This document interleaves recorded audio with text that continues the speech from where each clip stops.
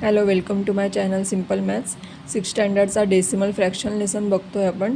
त्याच्यामध्ये आपल्याला दिलं आहे convert the common fraction into decimal fraction. आता डेसिमल फ्रॅक्शन्स कशाला म्हणतात ते आपण बघूया. ज्याचा डिनॉमिनेटर 10, 100, 1000, 10,000 असं असेल तर त्याला आपण डेसिमल फ्रॅक्शन म्हणतो.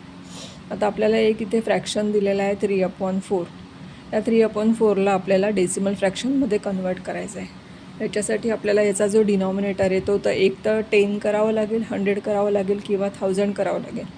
तर आपल्याला बघायचं की 4 हा नंबर आहे, ज्याच्या कोणत्या नंबरनी याला मल्टिप्लाय केल्यानंतर आपल्याला हे काही नंबर्स मिळू शकतात, 10, 100 किंवा 1000.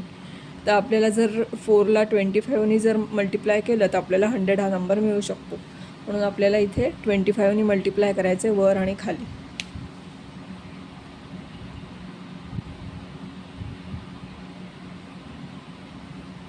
दोन्हीकडे 25नी मल्टिप्लाय करायचं.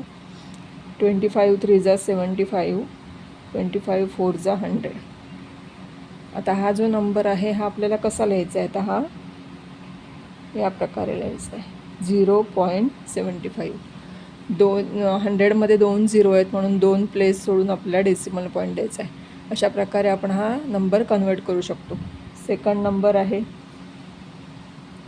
4/5. आता हा जो 4/5 आहे, या 5ला आपण 2नी मल्टिप्लाय केलं तरी आपल्याला 10 हा डिनॉमिनेटर मिळू शकतो. म्हणून आपल्याला इथे 4/5ला 2नी मल्टिप्लाय करायचं आहे वर आणि खाली. 4 2 जा 8, 5 2 जा 10. हा नंबर आपण या प्रकारे लिहू शकतो 0.8. कारण इथे आपल्याला 10 म्हणजे एकच झिरो असल्यामुळे आपण डेसिमल पॉईंट 1 सोडून डेसिमल पॉईंट दिलेला आहे. तिसरा एक नंबर दिलेला आहे 17/20.